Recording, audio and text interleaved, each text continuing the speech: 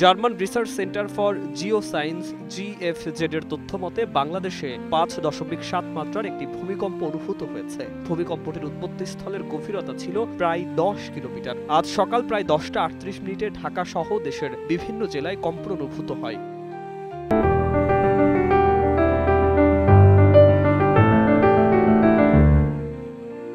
রাজধানীর পুরান ঢাকা সবচেয়ে বেশি ক্ষতিগ্রস্ত হয়েছে বলে প্রাথমিকভাবে জানা গেছে। বংশালের কসাইতলীতে একটি 5 তলা ভবনের রেলিং ভেঙে নিচে পড়ে গেলে অন্তত 3 জন পথচারী নিহত হন। বিষয়টি নিশ্চিত করেছেন বংশাল থানার ডিউটি অফিসার। তিনি জানান, ঘটনাস্থলে পুলিশ পৌঁছেছে এবং উদ্ধার কাজ চলছে।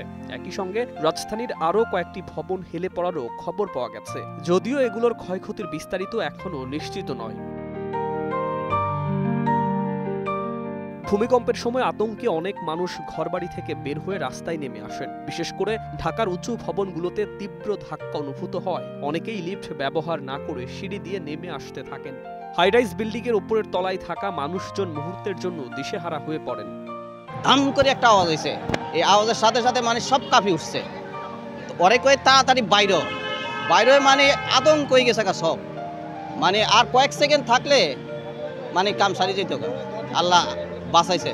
ঢাকা ছাড়াও দেশের বিভিন্ন জেলায় ভূমিকম্প অনুভূত হয়েছে বলে জানা গেছে। গোপালগঞ্জ, নড়াইল, নারায়ণগঞ্জ, রংপুর, সাতক্ষীরা, নরসিংদী, যশোর, জামালপুর, দিনাজপুর, ঝালকাঠি, কুমিল্লা, রাজশাহী, কুড়িগ্রাম, বাগেরহাট, মাদারীপুর, শেরপুর, সিলেট, ফেনী ও খুলনায় কম্পন অনুভূত হয়।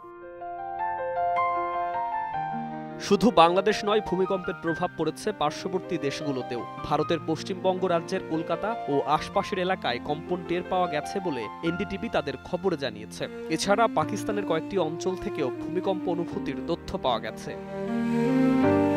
ভূমিকম্পের পর জরুরি সতর্কতা জারি করেছে সংশ্লিষ্ট সংস্থাগুলো। ভবনগুলোতে ফাটল বা কাঠামোগত ক্ষতি হয়েছে কিনা তা যাচাই করতে কাজ শুরু করেছে ফায়ার সার্ভিস ও সিটি কর্পোরেশনের বিশেষ দল। সুকান্ত সরকার, 21 টেলিভিশন।